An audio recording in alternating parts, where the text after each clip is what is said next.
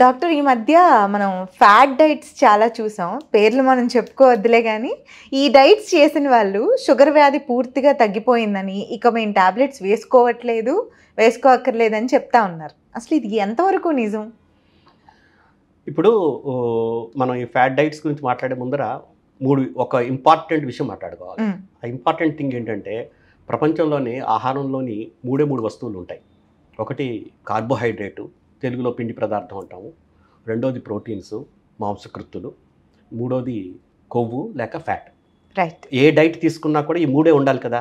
Okay, ఇప్పుడు ఈ so called fat డైట్స్లో వాళ్ళు ఏం చేస్తున్నారంటే, డయాబెటీస్ కార్బోహైడ్రేట్ వల్ల ప్రాబ్లం కదా, అందువల్ల కార్బోహైడ్రేట్ అంతా తీసేసాము, కార్బోహైడ్రేట్ తీసేసి దాని వంతుకు ఇంకోటి ఇస్తాము. ఇప్పుడు పూర్తిగా కార్బోహైడ్రేట్ మన ఫుడ్లోంచి తీసేసాము, నో కార్బ్ డైట్ అని పేరు దానికి. అదే no carb diet. No carb అంటే కార్బోహైడ్రేట్ 0 చేసేసారు, 0 10% చేశారు అనుకోండి. చేసినప్పుడు మిగతా 90% ఏం చేయాలి? కొవ్వన్నా ఇవ్వాలి, మాంసకృతులన్నా ఇవ్వాలి, ప్రోటీన్ కానీ ఫ్యాట్ కానీ ఇవ్వాలి. ఇప్పుడు ప్రోటీన్ని బాగా 40 గ్రాములు 50 గ్రాములు 40%, 60%, 70% అంతవరకు పెంచుకుంటూ పోతే కిడ్నీ ప్రాబ్లమ్స్ వస్తాయి.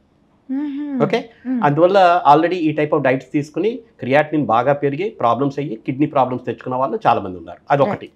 రెండోది, ఓకే ప్రోటీన్ అంత ఎక్కువ ఇవ్వను, నేను ఓన్లీ 30-40 ప్రోటీన్ ఇస్తాను, మిగతా అదంతా ఫ్యాట్ ఇస్తాను అనుకోండి, మొత్తం అంతా అంటే నెయ్యి నూనె తాగుతూ ఉంటాను అనుకోండి. అప్పుడు ఏమవుతుంది? కొవ్వులు చేరుతాయి, కొలెస్ట్రాల్స్ పెరుగుతాయి, హార్ట్కి బ్లాక్స్ వస్తాయి. సో నా రీసెర్చ్ కేసెస్లో డెఫినెట్లీ ఆ డైట్ చేసిన ముందర, డైట్ చేసిన తర్వాత హార్ట్కి బ్లాక్స్ రావడము నేను డాక్యుమెంట్ చేశాను.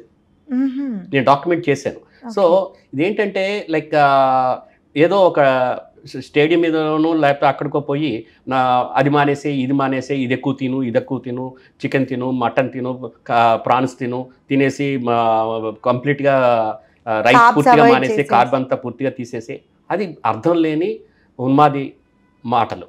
మరి షుగర్, అందుకనే మనం ఏం చేయాలంటే బ్యాలెన్స్డ్ డైట్, అది ముఖ్యమైనది.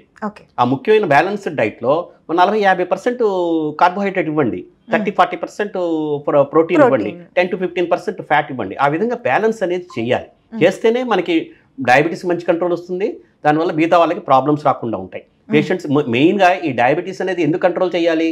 డయాబెటీస్ వల్ల కిడ్నీ ఎఫెక్ట్ అవ్వకూడదు, హార్ట్ ఎఫెక్ట్ అవ్వకూడదు. అలాగే నువ్వు డయాబెటీస్ని తీసేస్తానని చెప్పి డయాబెటీస్ వంతుకు కిడ్నీ ప్రాబ్లమ్స్, హార్ట్ ప్రాబ్లమ్స్ తెస్తే ప్రాబ్లమ్స్ వస్తున్నాయి, అది అర్థం లేదు కదా.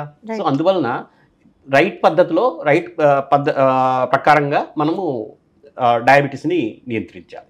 సో మనం చెప్పిన ఈ సోకాల్డ్ ఫ్యాట్ డైట్స్ ఫాలో అయ్యి 20 కేజీలో 30 కేజీలో బరువు తగ్గామనుకోండి, డయాబెటీస్ డిసపియర్ అయిపోతుంది. We are very happy. కానీ ఆ హిమాలయాస్ మీద ఎన్ని సంవత్సరాలు ఉంటాం మనం? ఈ రకమైన డైట్లో ఎన్ని రోజులు ఉండగలం? హిమాలయాస్ దగ్గరికి వెళ్ళినప్పుడు 2 రోజులు 3 రోజులు ఉండి మళ్ళీ వెంకతల కిందకి వచ్చేసి హైదరాబాద్కి వచ్చేయాల్సింది, ఆపేయాల్సింది. ఇట్లా అలాగే కంటిన్యూ చేస్తే వాడికి కిడ్నీ ప్రాబ్లమ్స్ వస్తాయి, హార్ట్ అలా వస్తాయి, కుదరదు కదా. అందువల్ల అది మానేసి ఆ తర్వాత వాడి సొసైటీలో వచ్చి నార్మల్గా భోజనాలు తినడం, నార్మల్గా తింటే మళ్ళీ వాడి వెయిట్ వాడికి వచ్చేస్తుంది. అంటే మనము ఆ ఎన్విరాన్మెంటల్ ఫ్యాక్టర్స్ని కొంతవరకు నియంత్రిస్తే మనకి డయాబెటీస్ ప్రివలెన్స్ తగ్గుతుంది. But at the same time అదొక్కటే కారణం కాదు. ఓకే, వెయిట్ తగ్గుతారు, వెయిట్ మళ్ళీ పెరిగే అవకాశం ఉంది, కరెక్టే. షుగర్ కూడా మళ్ళీ వచ్చేస్తుంది naturally.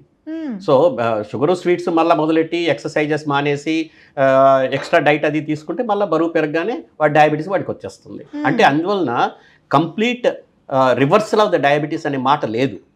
It is called remission of the diabetes, remission of the disease. మాకు రెమిషన్ ఆఫ్ ద డిసీజ్ ఆ విషయం ఇప్పుడు కాదు, నాకు 30 సంవత్సరాల కిందట తెలుసు. నేను 1991లో మొట్టమొదట ప్రాక్టీసులు చేస్తున్న రోజుల్లోనే చాలా మందికి రెమిషన్ తీసుకొచ్చాం. మాత్రం లేకుండాను, డైట్ కంట్రోల్, ఫిజికల్ యాక్టివిటీ, చాలా మంది మెడిసిన్స్ లేకుండానే ట్రీట్మెంట్ చేసేవాళ్ళం. సో మేము డబ్బులు కొట్టుకోం మేము. Right doctor, thank you.